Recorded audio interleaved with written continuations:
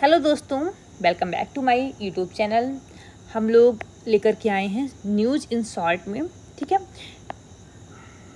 तो news in short में अगर बात करें हम लोग, जो हमारा सोशल इशू का चैप्टर है 6 पॉइंट है ना, उसमें जो जितनी भी शॉर्ट न्यूज़ है वो मैं एक वीडियो में कवर कर दूँगी। ठीक है, क्योंकि 4 शॉर्ट न्यूज़ बहुत छोटी सी हैं, तो उनको स्पीड से कवर कर देते हैं हम लोग। चलिए स्टार्ट करते हैं। पहला क्या है, इम्यूनाइजेशन ऑफ इन इंडिया। ठीक है, तो WHO यूनाइटेड जो UNICEF जो है, उन्होंने एस्टिमेट किया है नेशनल इम्यूनाइजेशन कवरेज 2023 रिलीज किया गया है उनके द्वारा। ठीक है, तो इसमें क्या है, थोड़ा सा न्यूज़ के बारे में पढ़ लेते हैं। तो ये 2023 का है। ठीक है, जिसमें ये बोला गया है कि 2.67 मिलियन जो चिल्ड्रंस हैं वो कहीं ना कहीं अंडर या फिर वैक्सीनेटेड है या फिर अनवैक्सीनेटेड है। अनवैक्सीनेटेड का मतलब क्या है, एक भी वैक्सीन इनको नहीं लगी है। अंडर वैक्सीनेटेड का मतलब क्या है, जैसे वैक्सीन का आप लोगों को पता होगा कि भाई 1 साल में होती है, कुछ 5 साल पे होती है, कुछ 7 पे होती है, शायद कुछ 9 पे, ऐसे कुछ होती है ना, उनका कुछ सीरियल होता है।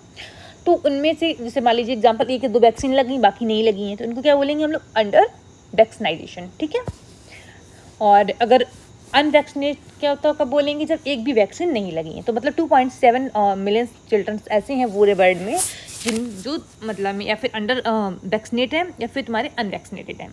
ठीक है, ओवर 50% जो अनवैक्सीनेटेड चिल्ड्रंस हैं वो 31 कन्फ्लिक्टेड इफेक्टेड एरिया में रह रहे हैं। मतलब एक पॉइंट ये सीधा समझ में आया कि वो एरिया जहाँ पर कहीं ना कहीं कन्फ्लिक्ट चल रहा है देशों के बीच में, वहाँ पर जो बच्चे हैं वो अधिक अनवैक्सीनेटेड हैं। मतलब वहाँ पर वैक्सीन बच्चों को प्रॉपर नहीं मिल पा रही है। ठीक है, इंडिया की अगर बात करें हम लोग, तो क्या चीज़ें हैं यहाँ पर 2023 में अगर बात करें 1.6 मिलियन जो चिल्ड्रन है वो कहीं ना कहीं जो इम्पॉर्टेंट जो वैक्सीनेशन है वो उन्होंने मिक्स किया है। कौन कौन सी इंपॉर्टेंट वैक्सीनेशन है, जैसे अगर बात करें हम लोग, डिप्थीरिया, ठीक है, पार्टिशिस, टिटनेस हो गया आपका, ठीक है, मीजल्स हो गया, इनका जो वैक्सीनेशन है कहीं ना कहीं वो छूट गया है। कितने 1.6 मिलियन जो बच्चे हैं उनका। ठीक है, इंडिया में सबसे कम जो आपके बात करें SBP है, ठीक है, पिप्लोमा वायरस जो है उसकी वैक्सीन बहुत कम देखने को मिलती है। जो अधिक सबसे मेन जो कॉज होता है सर्वाइकल कैंसर का, आपने सुना होगा वुमेन्स में सबसे ज़्यादा होता है सर्वाइकल कैंसर। ठीक है, तो ये इसका कॉज बनता है सर्वाइकल कैंसर का। फिर भी हमारे यहाँ वैक्सीनेशन बहुत कम है इस चीज़ का। ठीक है, सेकेंड देखिए लिखा भी है, second highest cancer in women. मतलब कैंसर जो होता है, फर्स्ट को छोड़ दीजिए, जो सेकेंड नंबर पे कैंसर आएगा वो बिकॉज ऑफ डेट होता है, मतलब सर्वाइकल कैंसर ही आता है। लगभग 18% ऑफ जो फीमेल कैंसर है वो बिकॉज ऑफ सर्वाइकल कैंसर होता है। ठीक है, जो बिकॉज ऑफ बोल सकते हैं हम लोग HBP है ना, पेपेलो वायरस जो है उसके द्वारा होता है। तो दिमाग में रखना है ये। तो जब मैंने इस न्यूज़ को पढ़ा तो मुझे भी रियल में बहुत आश्चर्य हुआ कि हम लोग क्यों इसको वैक्सीनेशन नहीं कराते हैं। अभी आप लोग पता करेंगे अपने आसपास में, तो इसका जो वैक्सीनाइजेशन है 80% लोग करा ही नहीं रहे हैं। फिर होता है सर्वाइकल है ना इशू, अब क्या ही कर सकते हैं। कहीं ना कहीं इस चीज़ के बारे में अवेयरनेस फैलानी होगी ना। Indian accounted for 2 million zero dose children. हमारे यहाँ पे 2 मिलियन बच्चे ऐसे हैं जिनको एक भी डोज नहीं मिला है अभी तक वैक्सीनाइजेशन का। जीरो डोज चिल्ड्रन वो हैं जिनको lack of access of never reached by routine immunisation service, मतलब जो रूटीन से या फिर कभी भी गए नहीं हैं इम्यूनाइजेशन के लिए। ठीक है, इम्यूनाइजेशन इन इंडिया एक जो प्रोग्राम चलाया गया है, यूनिवर्सल इम्यूनाइजेशन प्रोग्राम UIP।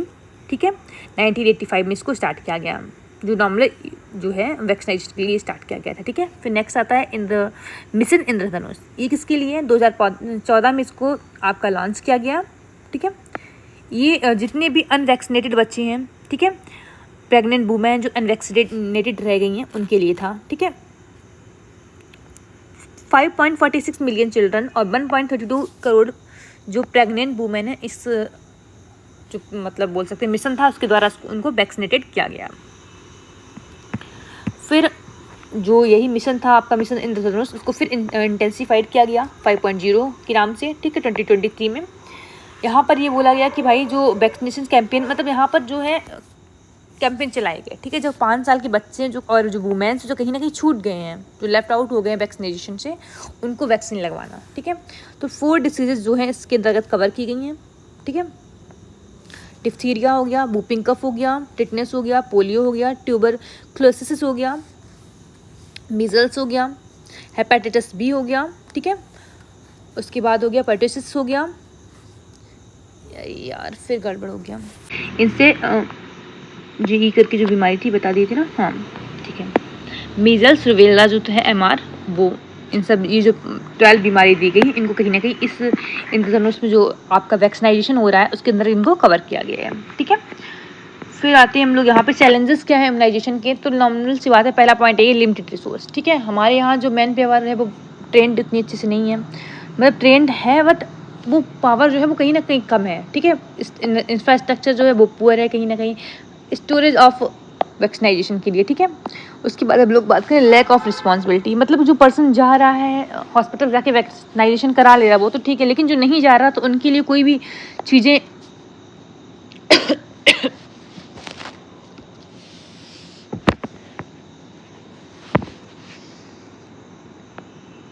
ऐसी नहीं है, ठीक है। ये भाई मतलब इससे मान लीजिए एग्जाम्पल, आप हॉस्पिटल गए, आपने वैक्सीनेशन करा लिया, फिर दिक्कत ये है ना कि जो लोग हॉस्पिटल नहीं जा रहे हैं तो उनके लिए क्या है ना, लैक ऑफ सेंट्रलाइज रिकॉर्ड, ये भी थोड़ा सा इशू है कि भाई कितने लोगों के पास वैक्सीनेशन पहुंचा है, क्या टारगेट पूरा हुआ क्या नहीं हुआ, तो उस चीज़ का भी थोड़ा सा इशू है, ठीक है। फिर नेक्स्ट में आते हैं हम लोग, यहाँ पर अगर बात करें टबैको सेसेशन की बात की गई है, ठीक है। WHO टबैको सेसेशन गाइडलाइंस, ठीक है।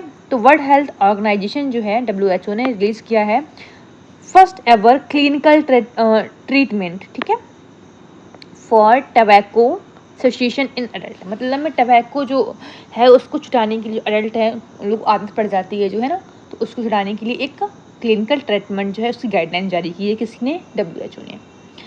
इसमें ये बोला गया है कि लगभग 750 जो मिलियंस टबैको यूजर्स हैं वो नॉर्मली क्विट करना चाहते हैं टबैको से, बट वो अब कर नहीं पा रहे। ऐसा होता है ना कि जो लोग, कुछ लोग ऐसे होते हैं भाई, अपने आसपास देखा होगा कि वो शराब छोड़, मतलब पीना छोड़ना चाहते हैं लेकिन नहीं छोड़ पाते हैं, तो वही सेम दिखाया गया कि 750 जो मिलियंस यूजर्स हैं वो टबैको छोड़ना चाहते हैं, बट वो इस चीज़ें बहुत डिफिकल्टी फेस कर रहे हैं। More than 60% of the world 1.25 millions tobacco user want to quit, ठीक है। तो अगर बात करें, थोड़ा सा यहाँ पे मैंने गलत बता दिया, रुक जाइए बताते हैं। 750 जो मिलियंस टबैको यूजर्स हैं, ठीक है, ये बोला गया है कि जो 750 मिलियंस टबैको यूजर उनकी हेल्प करेगा टबैको को छुड़ाने के लिए, पहला पॉइंट, ठीक है, ये टारगेट वाला है, ठीक है। उसके बाद बोला गया यहाँ पर जो डाटा है, जो नॉर्मल डाटा है उसकी बात करें, लगभग 60% जो लोग हैं वर्ल्ड के 1.25 बिलियंस की बात कर रहा है टबैको यूजर, ठीक है, जो क्विट करना चाहते हैं, जिसमें से लगभग बात करें 70% lack to access the effective cessation service. तो उसमें से जो टोटल है, अब इसे देखो, टोटल जो लोग हैं उनमें से 60% की बात कर रहा है जो टबैको यूजर जो क्विट करना चाहते हैं, 100% में से 40% वो नहीं चाहते हैं, लेकिन 60% ऐसे लोग हैं वो चाहते हैं कि भैया मैं टबैको ना खाऊँ, ठीक है। तो उनको 60% को एक बार 100% मानते हैं, तो उसका जो 70% होगा ना, उन तक ये सर्विस पहुंच नहीं पा रही, बिकॉज ऑफ दैट ये लोग यहाँ से क्विट नहीं कर पा रहे हैं, ठीक है। रीजन क्या है, नॉर्मल सी बात है भैया, इनसफिशियंट हेल्थ सिस्टम जो है, लैक ऑफ रिसोर्स हैं, इसकी वजह से सब चीज़ें हो रही हैं, ठीक है। तो यहाँ पर रिकमेंडेशन क्या है, जो हमारा मेडिटेशन है और जो बिहेवियरल इंटरवेंशन है उनको कहीं ना कहीं कंबाइन करके जो लोग हैं उनको हेल्प की जाएगी कि वो जल्दी से जल्दी क्या करें, टबैको को अपनी लाइफ से दूर कर सकें, ठीक है। फिर आते हैं हम लोग नेक्स्ट जो है 6.2.2 state of food security and nutrition, ठीक है। State of food security and nutrition in the world report 2024 जो है रिलीज हुई है, जो वर्ल्ड हैज़ प्रिपेयर्ड बाई 5 जो स्पेशलाइज्ड एजेंसी हैं, ठीक है, यूनाइटेड नेशन की FAO फूड और एंड एग्रीकल्चर ऑर्गेनाइजेशन है ये आपका, IFAD, ठीक है, international food agriculture development, UNICEF United nation children fund है ना, WFP ये आपका वर्ल्ड फूड प्रोग्राम, ठीक है, WHO ये आपका तो पता ही होगा, बताइए जल्दी से, अभी तो पीछे पड़े ही थे यहाँ पे, वर्ल्ड हेल्थ ऑर्गेनाइजेशन, ठीक है, वर्ल्ड हेल्थ ऑर्गेनाइजेशन। तो 5 जो एजेंसी है वो उन्होंने मिलकर के ये रिपोर्ट तैयार की है, किस पे, फूड सिक्योरिटी एंड न्यूट्रिशन पे। इसके बारे में थोड़ा सा देख लेते हैं। बस इतना ही है टोटल। चलिए,